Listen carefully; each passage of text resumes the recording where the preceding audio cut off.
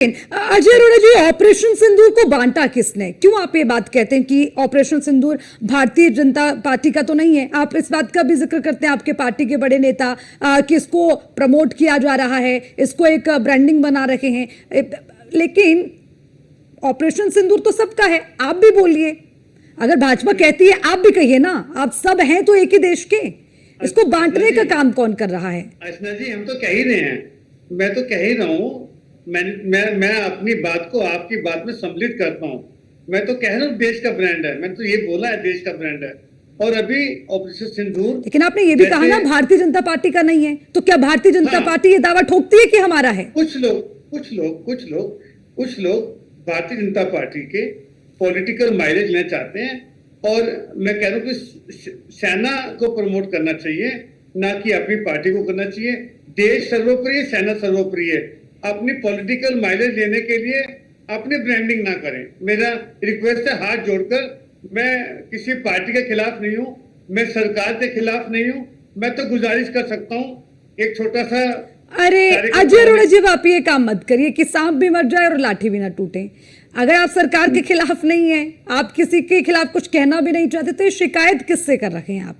किसी से तो शिकायत होगी ना आपकी।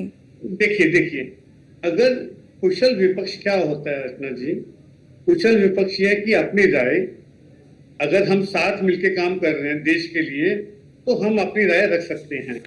हमें अपनी राय, अपनी बात कहने का पूरा अधिकार है। हम बिल्कुल मुंह, आंख, कान सब बंद नहीं कर सकते। विपक्ष काम है, अपनी बात रखेगा, तो इसको अन्यथा ना ले। सरकार इसको सीख समझे, सरकार बल्कि इसको पॉजिटिव ले। सरकार के कि विपक्ष पॉजिटिव बात कर रहा है, मैं तो ये कह रहा हूं। आप सरकार के एक्शन को तो पॉजिटिव नहीं लेते, आप उन पर सवाल दाग दें, उसको आप कहते हैं पॉजिटिव ले लें। अजय अरोड़ा जी, ये कैसे बात बनी? खैर, मैं फिर अपने सवाल पर आती हूँ। मतलब जल समझौता, जो वाटर वॉर की हम बात करते हैं, जब वो समझौता, उसको लेकर जब पहली जो बैठक हुई, उसमें फैसला लिया गया, अब उसका इंपैक्ट दिख रहा है पाकिस्तान में। यही वजह है कि अभी पाकिस्तान के प्रधानमंत्री कह रहे हैं कि हम बात करेंगे, हम पानी पर भी बात करेंगे, हम आतंकवाद पर भी बात करेंगे। वो कह रखे हैं, क्यों घुटने टेक दिए भारत के आगे पाकिस्तान ने? बिल्कुल, आपको सराहना करनी चाहिए सरकार के फैसलों की। देखिए अर्चना जी, सरकार अकेले नहीं है, सरकार के साथ हम भी खड़े हैं। एक और 11 होते हैं, और जब 1 और 11 होंगे तो कोई सा भी मुल्क, दुश्मन मुल्क है, डरेगा हमसे। उन्हें पता है अब 1 और 11 हो चुके हैं ये, तो दुश्मन देश के लिए हम 1 और 11 हैं। पहले भी 11 थे, आज भी 11 हैं, आगे भी 11 रहेंगे। मनीष गुप्ता जी, मतलब जो राजनीति हो रही है, हम कहते हैं ना कि राष्ट्र सर्वोपरि, लेकिन यहाँ पर कुछ दिनों पहले ये लगा कि राजनीति सबसे ज्यादा इंपॉर्टेंट हो गई। तमाम सवाल उठे, चाहे वो मतलब ये पूछने को लेकर हो कि कितने एयरक्राफ्ट मार गिराए गए हो, या फिर वो ये कह दें कि सीज फायर के लिए क्यों मान गए, या फिर वो ये सवाल, अरे भाई कोशिश, प्रयोग लगातार जारी है, बावजूद उसके आप सवाल उठाते फिर कहते हैं कि हम सब एक हैं। तो ये तो दिखता कुछ और है, होता कुछ और है, उस पर यकीन कैसे करें? अर्चना जी, निश्चित रूप से कांग्रेस के चाल, चरित्र और चेहरे में फर्क है।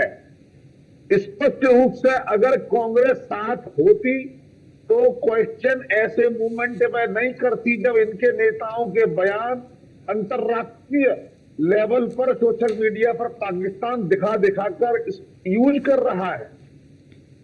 जब प्रतिनिधिमंडल जा रहे थे तो कांग्रेस शशि थरूर को रोकने का प्रयास नहीं करती।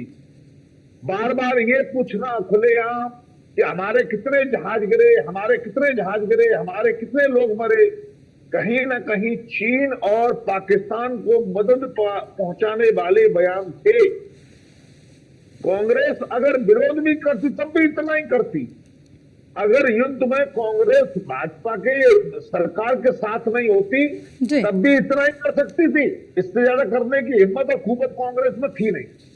तो जो ऑकवर्ड करने वाले प्रश्न, जो अपनी कमजोरी बताने वाले प्रश्न पूछना चाहती थी, उन्होंने पूरा प्रयास कर लिया। ये तो इस बार देखिए सरकार इतनी एक्टिव थी कि जो लोग भी जहर फैला रहे थे, चाहे वो लोकल हिंदुस्तान के सोशल मीडिया अकाउंट हो या पाकिस्तान के हो या इंग्लैंड के हो या कोई न्यूज एजेंसी क्यों ना हो, उन सबको जल्दी से जल्दी ब्लॉक करने का बीड़ा उठाया और लगातार लोगों को सबक सिखाया।